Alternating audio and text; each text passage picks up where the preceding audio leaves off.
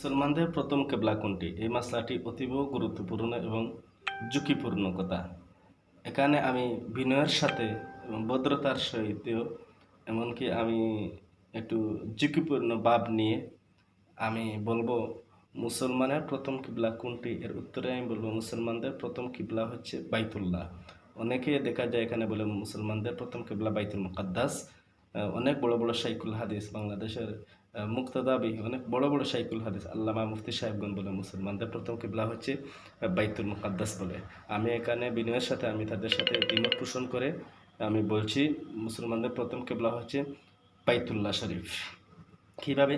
পবিত্র কোরআনের মধ্যে এসেছে রাসূল সাল্লাল্লাহু আলাইহি ওয়াসাল্লাম যখন হিজরত করে মদিনায় গেলেন তখন তাআল্লুফান লিল ইয়াহুদ, ইহুদিদের মনসন্তুষ্টির জন্য তাফসীরে জালালাইনে যেভাবে এসেছে তাআল্লুহান লিল ইয়াহুদ, ইহুদিদের মনসন্তুষ্টির জন্য রাসূল সাল্লাল্লাহু আলাইহি ওয়াসাল্লামকে আদেশ করা হয়েছে যে বাইতুল মুকাদ্দাসের দিকে ফিরে নামাজ আদায় করার জন্য।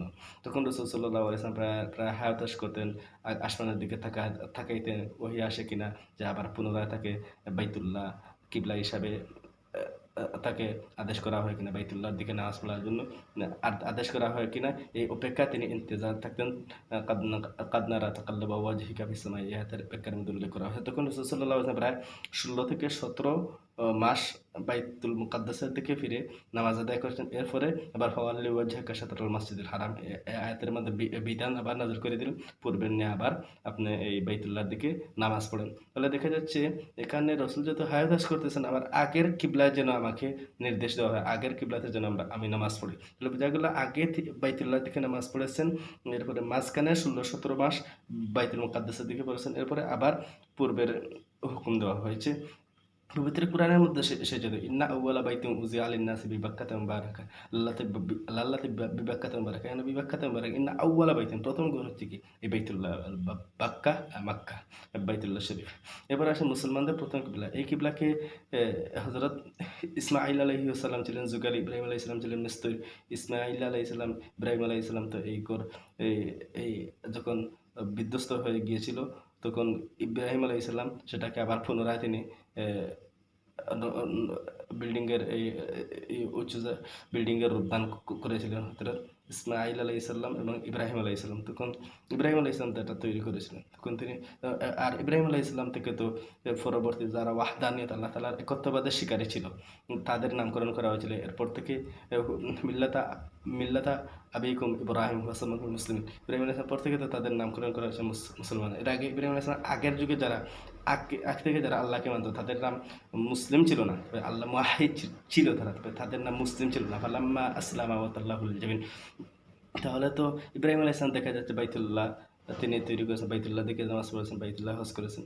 তাহলে মুসলমান হিসেবে ইব্রাহিম থেকে শুরু হয়েছে, আর ইব্রাহিম তো ওই থেকে নামাজ পড়েছেন এবং তিনি বাইতুল্লাহকে মেনেছেন। এরপরে আসেন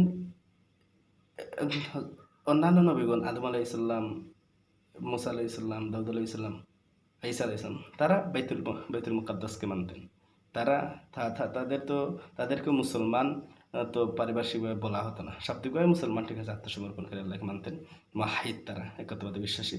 তো তাদেরকে তো যে এটা আনুষ্ঠানিকতার সাথে যে মুসলমান, তাদের এটা তো বলা হয় না। হ্যাঁ, তারা ওই জায়গায় বাইতুল্লাহ হজ করেছেন, বাইতুল্লাহর দিকে কিবলা হয়ে নামাজ পড়তেছেন। ইহুদিরা তো বাইতুল্লাহকে বাইতুল মুকাদ্দাসকে তো ইহুদি নাসারারা কিবলা মানতো। এই জন্য হুট করে যদি রসুল বলেন না বাইতুল্লাহর দিকে তোমরা গিয়ে নামাজ পড়ো, তা মানবে না। এই জন্য আল্লাহ বলতেছেন রসুল আপনি বাইতুল্লাহ ছাড়া আপনি বাইতুল মুকাদ্দাসের দিকে নামাজ পড়েন, ইহুদিরাও ওদিকে নামাজ পড়ে।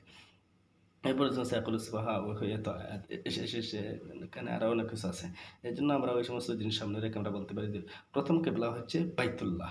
প্রথম কেবলা মুসলমানদের প্রথম কেবলা বাইতুল্লাহ, মুসলমানদের প্রথম কেবলা বাইতুল মুকাদ্দাস না। তবে কেবলা অন্যান্য নবীদের কিবলা বাইতুল মুকাদ্দাস, অন্যান্য নবীদের নাম তো বাইতুল মুসলমান ছিল না, তাদের নাম মাহিদ একত্ববাদী হিসাবে নাসারা, নাসারা, ইহুদি, এই সমস্ত ধর্ম সঠিক ছিল যখন ওই তওরাত ইনজিল বিতর্কিত হয়নি। বিতর্কিত হওয়ার আগে এই সমস্ত ধর্ম সঠিক ছিল এবং ইহুদি নাসারা ধর্ম যারা মেনেছিল তো তারা মানে অবিতর্কিত, মানে তওরাত, ইনজিল এই বিতর্কিত হওয়ার পূর্বে যারা সঠিক অবস্থায় যারা মেনেছিল, আমল করেছিল, নবীদের হাওয়ারি যারা ছিল, তারা বিনা সন্দেহ সমস্ত ইহুদি নাসারারা জান্নাতি, আল্লাহ তাআলা তাদেরকে জান্নাত দিবেন বলে ওয়াদা পবিত্র কোরআনে এসে। পরবর্তীতে যখন বিকৃতি হয়ে গেল তখন ওয়াকালাতুল ইয়াহুদু লাইসাত নাসারা আলা শাইইন ওয়া ক্বালান নাসারা লাইসাত ইয়াহুদু আলা শাইইন, ইহুদিরা বলে নাসারা কোনো কিছু নেই, নাসারা বলে ইহুদিরা কোনো কিছু নাই। এজন্য আসমানি ধর্ম হচ্ছে তিনটা: ইহুদি ধর্ম, নাসারা ধর্ম, মুসলিম ধর্ম। এজন্য মুসলিম ধর্মে আসার সাথে সাথে ওই তিনটা ধর্ম শেষ হয়ে গেছে, মেয়াদ শেষ। আল্লাহ নবী বলেছেন, আমি মুসার যুগে আসলে মুসার নবুয়তি ক্যান্সেল হয়ে যেত। তিনি ওনার এই তওরাত ছেড়ে আমার কোরআন অনুসরণ করা ওনার ওয়াজিব ছিল। এই জন্য কোরআন, ইসলাম ধর্ম এসেছে, কোরআন এসেছে, তওরাত ইনজিল শেষ, ওই নাসারা ইহুদি ধর্ম শেষ হয়ে গেছে। এই জন্য আমরা ওই দৃষ্টিকোণ থেকে বলতে পারি যে প্রথম কিবলা, মুসলমানদের প্রথম কিবলা হচ্ছে বাইতুল্লাহ, বাইতুল মুকাদ্দিস নয়, বাইতুল মাকদিস নয়। অন্যান্য নবীদের কিবলা ছিল, অন্যান্য নবীরা কি করতেন, এই তারা হজ করতেন, আদম নবী তো ওই জায়গায় হজ করতেন। শামে সমস্ত নবীদের তো মার্কাজ, তাদের কেন্দ্র, সমস্ত নবীদের কারখানা তো সেই শাম, শাম, ফিলিস্তিন, গাজা। শাফের জন্ম গাজায়, আমরা পড়েছি হেদায়ের মুকদ্দমে। এই জন্য তাজিমুল কিবলা, তাই আকিদা তাওহীদের মধ্যে এসেছে উভয় কিবলাকে সম্মান করা।